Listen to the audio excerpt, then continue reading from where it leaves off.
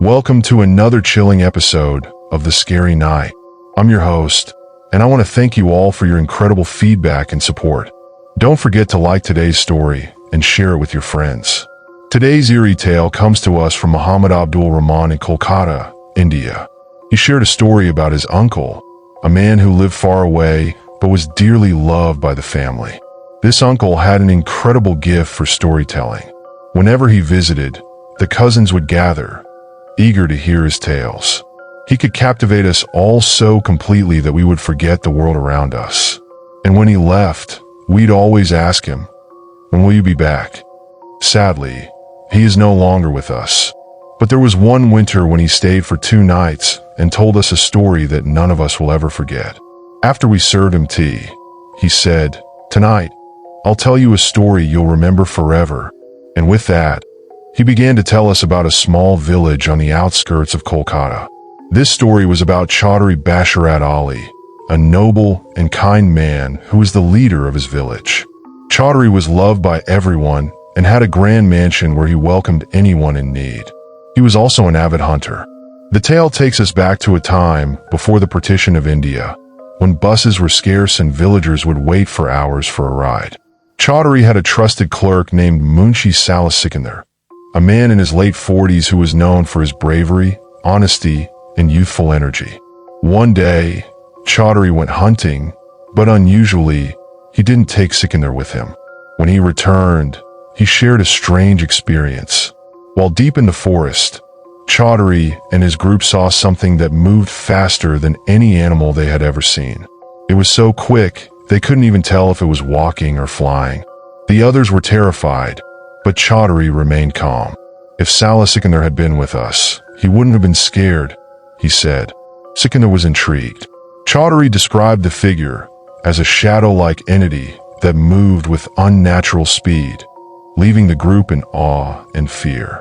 Sikandar, however, was fascinated by the phenomenon. He told Chaudhry he wasn't afraid of such things and would face them if given the chance. A few days later, Chaudhry asked Sikandar to join him on another journey. Along the way, Sikandar decided to visit an old friend in a nearby village. Chaudhry agreed, but only for one night. Sikandar arrived at his friend's house by evening, and the two spent hours reminiscing and talking late into the night. The next day, Sikandar's watch stopped, causing him to miss the afternoon bus. As he began walking back, a strange sense of unease started to settle in. The rain was heavy, and the journey home felt longer than usual. The year returned. Sikandar walked with his village companion, who seemed oddly quiet. As they trudged through the rain, Sikandar noticed that the man's feet were no longer human. His shoes had disappeared, and what remained were bare, skeletal feet splashing in the puddles. Horrified, Sikandar turned to look again. The man was no longer there. Instead, standing before him was a grinning skeleton with glowing red eyes. Frozen with fear, Sikandar began to run, his heart racing as he desperately sought escape. He sprinted through the rain-soaked streets, and soon, he saw the headlights of an approaching bus. Relieved, he waved frantically for it to stop. The bus slowed and pulled up to the curb. Sikandar climbed aboard, gasping for breath, happy to be surrounded by people again. But something felt off. The bus was filled with passengers, but as Sikandar looked around, a growing sense of dread filled him. Everyone, from the women to the children, had an unsettling, unnatural air about them. The young man sitting beside him, who appeared normal at first, seemed to be hiding something. Sikandar made small talk, trying to shake off the fear. He asked the young man, "Do you believe in the strange things people talk about here?" The young man replied, "I've heard of shape-shifting creatures, beings who change their forms and voices. They're terrifying, and they haunt the villagers." Sikandar's heart raced. He couldn't help but ask, "Do you believe in them?" The young man smirked. "No, I don't, but I know they exist. They don't scare me." Sikandar, unsettled, tried to maintain his composure. "Until now, I didn't believe either. But after what I saw, I'm not so sure anymore." The young man leaned closer, his tone suddenly dark. "They say these creatures can mimic voices and change their shape at will. Before Sikandar could react, the young man's face began to distort. His features stretched unnaturally, his jaw elongating, his eyes and mouth growing wider, turning into something monstrous. Sikandar froze in terror as the young man's face morphed into a grotesque, twisted version of itself. He couldn't believe what he was seeing. And then, it wasn't just the young man. Sikandar looked around and realized that everyone on the bus was no longer human. The passengers' faces had transformed into horrific, otherworldly figures. Sikandar felt trapped. The bus was no longer a sanctuary. It was a cage filled with horrors. As he tried to escape, he realized the driver had also transformed. The bus was now full of ghastly creatures, laughing maniacally as the world around him became more nightmarish. Sikandar's fight for survival had only just begun, and this terrifying journey was far from over. We left Salar Sikandar on a bus, the air thick with tension. The peaceful journey had quickly transformed into a nightmare. The once crowded bus was now eerily quiet, and the lights flickered in the dark, guiding the way through the misty drizzle. What was once a peaceful ride had become a living nightmare. Salar Sikandar glanced around in horror. The passengers who had been asleep moments ago now appeared grotesque. The person next to him had turned into a lifeless skeleton-like figure. The woman whose feet he had noticed before had twisted her body in unnatural ways and stood facing him, her eyes wide open in a chilling stare. The entire bus had transformed. Some passengers had long tongues hanging from their mouths. Others had fiery red eyes, and some appeared so disfigured that it looked like their flesh had been torn away. The woman, however, was the most terrifying of all. Her head had been severed and thrown to the side, her exposed brain and dangling skin making her look like something from a nightmare. Even the children had become monstrous, laughing in a way that sent shivers down Salar Sikandar's spine. Every single person in the bus had now risen, including the driver, who, to his horror, had also turned into one of these terrifying creatures. With nowhere to hide and nowhere to run, Salar Sikandar realized his only chance of survival was to escape. He pushed past the monstrous figures and headed straight for the door, determined to get out of that cursed place. In a desperate rush, Salar Sikandar finally reached the driver's door and jumped out of the moving bus. As he did, he noticed another person, someone else who had escaped as well, jumping behind him. They both ran, hearts pounding, unsure if the monsters were still chasing them or if they had escaped the nightmare altogether. They stopped, gasping for air, and Salar Sikandar turned around to look. The bus had vanished, completely gone as if it had never existed.